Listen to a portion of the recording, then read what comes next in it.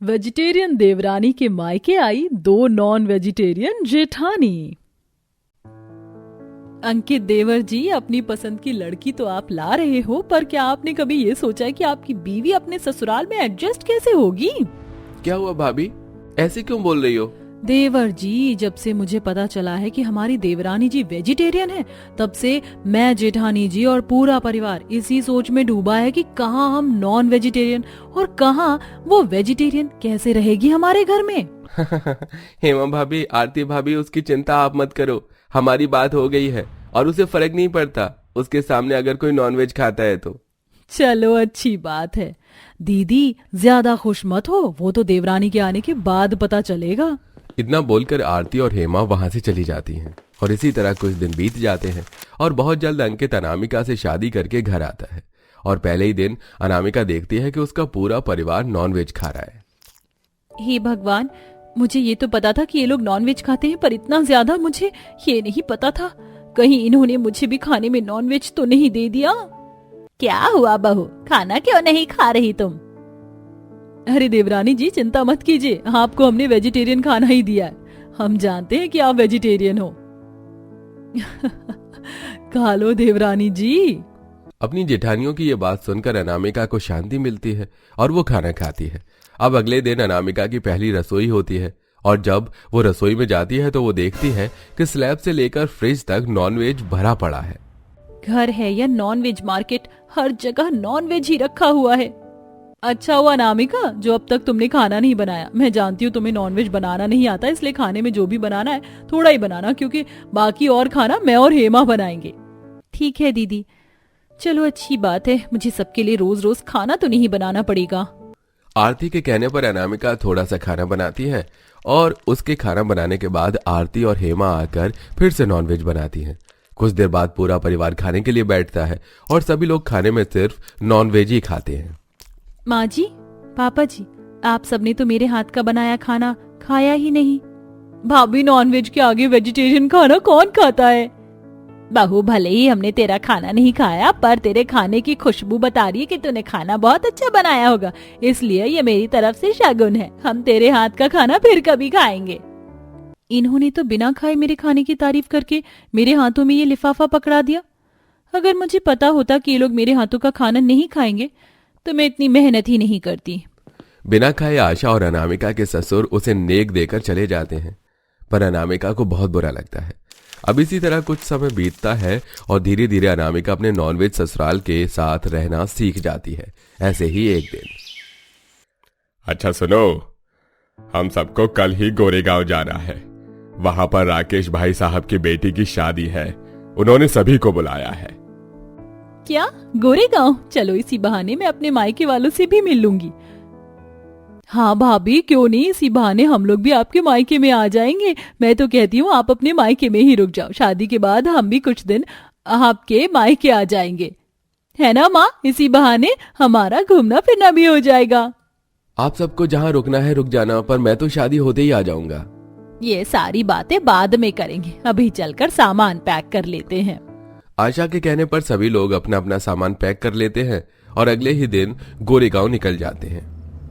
जहां अनामिका अपने मायके में अपने पति के साथ रुकती है तो वहीं पूरा परिवार राकेश के घर जाते हैं और शादी खत्म होकर जब वो लोग अपने शहर जाने लगते हैं तो अनामिका की माँ शांति आशा को फोन करती है और उससे कहती है, बहन, आप सब हमारे शहर आए हैं तो 2 दिन यहाँ रुक कर चले जाइएगा, हम लोग भी तो आप ही के रिश्तेदार हैं। हाँ बहन, क्यों नहीं, वैसे भी मेरी टीना का बहुत मन था अपनी भाभी के मायके में रुकने का। शांति के बुलाने पर आशा अपने पूरे परिवार के साथ अपनी समधन के घर जाती है और पूरा परिवार घर आए मेहमानों का स्वागत करते हैं और रात में घर आए मेहमानों के लिए पनीर की सब्जी, छोले भटूरे और नान बनाते हैं, जिसे देख पूरे घर वालों का मुंह बन जाता है। माँ जी, गलती करी हमने जो हम देवरानी जी के मायके आ गए, हम तो भूल ही गए थे कि ये लोग तो वेजिटेरियन हैं। हाँ माँ जी, इन्होंने देखो क्या घास फूस बनाया है। पर बहू, इन्होंने इतने प्यार से बुलाया था, मना भी तो नहीं कर सकते थे। हाँ माँ जी, वो तो ठीक है, पर अगर बुलाया ही है तो खाना तो हमारी पसंद का बनाते। रुकिए 1 मिनट, बुलाती हूँ देवरानी जी को। भाभी खा लीजिए ना, एक दिन की ही तो बात है। रुको ना देवर जी, पूछ लेने दो। अनामिका, जरा इधर तो आना। हाँ जेठानी जी, बोलो। तुम तो जानती हो ना कि हम नॉन वेजिटेरियन हैं। हम ये सब कैसे खाएंगे? तुम्हारे घर वालों को नॉन वेज नहीं आता बनाना तो बड़ी भाभी से बोल देते हैं, हमारे लिए वो खाना बना देती। हेमा, ऐसे नहीं बोलते, तुम किसी के घर आई हो। जेठानी जी, बस एक दिन की बात है, खा लीजिए, मैं देखती हूँ कल। हेमा की बातें सुनकर अनामिका को बहुत बुरा लगता है, पर वो किसी से कुछ नहीं बोलती और पूरा परिवार आधा अधूरा पेट खाना खाकर सोने के लिए चले जाते हैं। और अगले दिन उन्हें फिर से खाने में वेजिटेरियन ही मिलता है। आज फिर से वेजिटेरियन माँ जी, मुझसे नहीं खाया जाएगा आज भी वेजिटेरियन फूड। पूरे 2 दिन हो गए हमने नॉन वेज नहीं खाया। खाया तो बहू, मुझसे भी नहीं जा रहा ये खाना, समझ नहीं आ रहा क्या करूं। भाभी से बोल देते हैं कि हमसे ये वेजिटेरियन खाना नहीं खाया जाएगा और हम बाहर से खाना खाकर आ जाते हैं। माँ जी, आज तो मुंह खोलना ही पड़ेगा, वरना जब तक यहाँ रहेंगे हमें वेजिटेरियन ही खाना पड़ेगा। क्या हुआ, आप सब खाना नहीं खा रहे हैं? मैं जानती हूँ कि आप लोग नॉन वेजिटेरियन हैं, पर हम लोग तो लहसुन प्याज भी नहीं खाते। पर हमने आपके खाने को ध्यान में रखते हुए लहसुन प्याज वाला खाना बनाया है। 1-2 दिन की बात है, खा लीजिए, खाने का अपमान नहीं करते। आंटी जी, हमें बहुत अच्छा लग रहा है कि आपने हमारे लिए इतना सब कुछ बनाया, हमारी पसंद नापसंद का ख्याल रखा, पर हम रोज रोज वेजिटेरियन खाना नहीं खा सकते, इसलिए हम बाहर जा रहे हैं और इसके लिए हमें माफ कर दीजिए। इतना बोलकर पूरा परिवार नॉनवेज खाने के लिए बाहर चला जाता है और ये चीज शांति और उसके परिवार को बिल्कुल अच्छी नहीं लगती। हमें बुलाना ही नहीं चाहिए था तेरे ससुराल वालों को। बताओ, घर आए मेहमान बाहर से खाना खाकर आ रहे हैं, लोग देखेंगे तो क्या सोचेंगे? माँ, तुम परेशान मत हो, 1-2 दिन की बात ही तो है।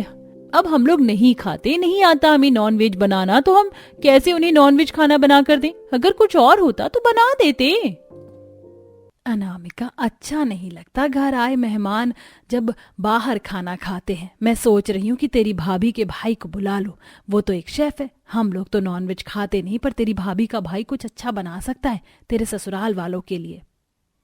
घर आए मेहमान बाहर से खाना न खाएं, इसलिए शांति अपनी बहू के भाई निखिल को बुला लेती है और अगले दिन खाना बनने से पहले ही आरती अपनी देवरानी से कहती है, अनामिका, मैं जानती हूँ कि तुम लोग नॉनवेज नहीं बना पाओगे, इसलिए हम बाहर से खाना खाने जा रहे हैं। इसलिए तुम अपनी माँ से कह देना कि हम सबके लिए खाना ना बनाए। अच्छा नहीं लगता, रोज रोज खाना बर्बाद होता है।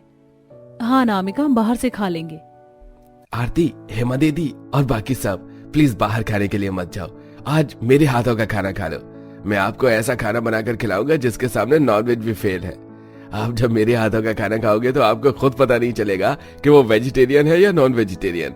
पर हमारा पूरा परिवार नॉन वेजिटेरियन है। पिछले 2-3 दिनों से हमने सही से नॉनवेज नहीं खाया, और अगर आज भी हमने वेजिटेरियन नहीं खाया तो खाना बर्बाद हो जाएगा। तुम जो बनाओगे वो होगा तो वेजिटेरियन खाना ही, हमें नहीं खाना। पर आप लोग खाना खाकर तो देखो मेरे हाथ का खाना। अगर आज आपको मेरे हाथ का खाना अच्छा नहीं लगा तो हम नहीं रोकेंगे और आप लोग बाहर से ही खाकर आ जाना, और खाने की फिक्र भी मत करना। बस मेरे कहने पर एक बार मेरे हाथों का खाना खा लो। प्लीज हेमा दीदी, अनीता दीदी, मना मत करो, और वैसे भी कल तो हम सब चले ही जाएंगे।